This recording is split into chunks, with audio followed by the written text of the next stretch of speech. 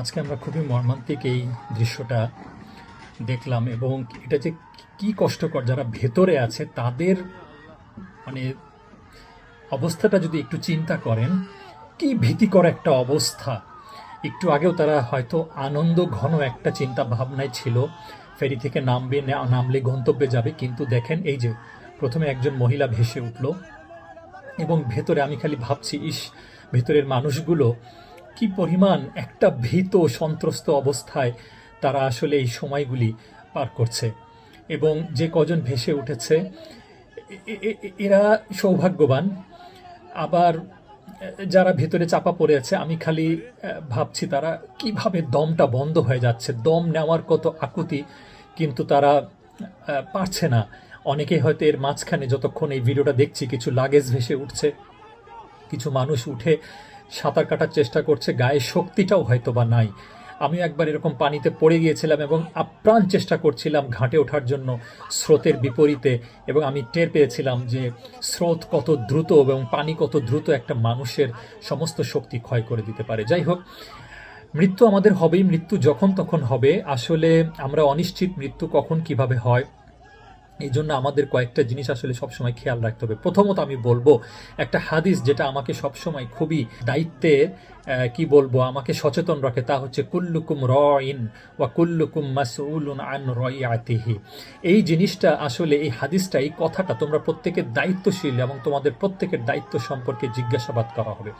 এই যে দুর্ঘটনাটা ঘটেছে, দেখেন মানুষ আহাজারি করছে, তার স্বজনকে খুঁজছে, এখনো নতুন করে কেউ ভেসে উঠবে কিনা।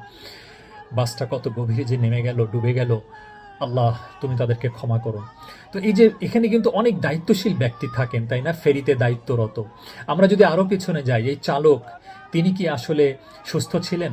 আমরা যদি গাড়িতে যাই, গাড়িটা কি ফিট ছিল নাকি আনফিট ছিল? এই গাড়িটা কি আনফিট থাকার পরেও তারপরেও কি এটার ফিটনেস দেওয়া হয়েছে কোনো ঘুষ দিয়ে, অনৈতিক পদ্ধতিতে? নানা কিছু আছে। তবে ফেরিতে যেহেতু ঘটেছে, ফেরিতে কিন্তু একটা নিয়ম আছে যেটা আমরাও ছোটবেলায় ফেরিতে যাতায়াত করেছি। আহারে দেখেন, একজন ঠিকই উঠেছে কিন্তু তারই স্বজন বা অন্য কেউ সে অচেতন অবস্থায়, সে জীবিত না মৃত বোঝা যাচ্ছে না। আহারে কত মানুষ, কত শিশু, নারী, বৃদ্ধ, তরুণ তরুণী বাসের ভিতরে। ফেরিতে কিন্তু বাস ওঠার সময় এবং ফেরি থেকে নামার সময় প্রত্যেকটা যাত্রীর নেমে যাওয়ার কথা, শুধু চালক থাকবে। কিন্তু এই অভ্যাসটা আমরা ছোটবেলায় কিন্তু দেখেছি সবসময় পালন হতো। আমাদের ছোটবেলায় তো এরকম বেশ কিছু দুর্ঘটনা ঘটেছিল, কিন্তু মনে হচ্ছে আবারও মানুষ হয়ে গেছে। অনেক সময় যাত্রীদেরও কিন্তু অনেক দোষ থাকে, তাদেরকে বললেও নামতে চায় না। তবে নামতে যদি নাও চায়, ফেরি কর্তৃপক্ষ থেকে কিন্তু এটা কড়াকড়ি করার কথা। এটাই তো দায়িত্ব, এটাই তো একটা অথরিটির ক্ষমতা। হ্যাঁ, জনগণ অনেক জায়গায় কিন্তু আইন মানতে চাইবে না, কিন্তু আসলে অথরিটির দায়িত্ব হলো সেই জায়গায় আসলে নিয়মটাকে বাস্তবায়ন করা। তো আমাদের এই জন্য বলছিলাম তোমরা প্রত্যেকের দায়িত্বশীল, তোমাদের প্রত্যেকের দায়িত্ব সম্পর্কে জিজ্ঞাসা করা হবে। এই বিষয়টা আমাদের আসলে দায়িত্বের সাথেই পালন করা উচিত। আর আমাদের খেয়াল রাখতে হবে, আল্লাহ সুবহানাহু ওয়া তাআলা তো বলেই দিয়েছেন যে প্রত্যেক প্রাণীকে মৃত্যুর স্বাদ গ্রহণ করতে হবে। কুল্লু নাফসিন যায়িকাতুল মাউত। তাহলে এটাই যেহেতু বাস্তবতা, তাহলে আসলে আমাদের তিনটা বিষয় খুব খেয়াল রাখতে হবে। সেটা হলো, এক, যে আমাদের জীবন খুবই অনিশ্চিত, আমরা কখন কোথায় কিভাবে আমাদের শেষ সময় চলে আসবে আমরা জানি না। আর এই কারণেই আমাদের প্রতি মুহূর্তে আমাদের দায়িত্বগুলি সঠিকভাবে পালন করে যেতে হবে।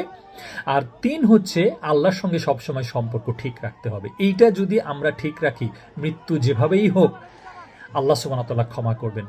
তো আল্লাহ সুবহানাহু ওয়া তাআলা এই সকল পানিতে ডুবে যারা মারা গেছেন তাদেরকে আল্লাহ শহীদের মর্যাদা দান করুন, আল্লাহুম্মা আমিন।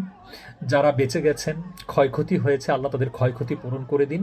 আর রাষ্ট্রের এখানে যা দায়িত্ব আছে, এই ফেরি ঘাটের কর্তৃপক্ষের যা দায়িত্ব আছে, সেই সমস্ত দায়িত্বগুলি তারা যেন সঠিকভাবে পালন করে। এখানে যাদের যাদের গাফলতি আছে তাদেরকে নির্ণয় করা এবং তাদের গাফলতির জন্য জবাবদিহিতায় আনা, এটাই হবে রাষ্ট্রের পক্ষ থেকে করণীয়।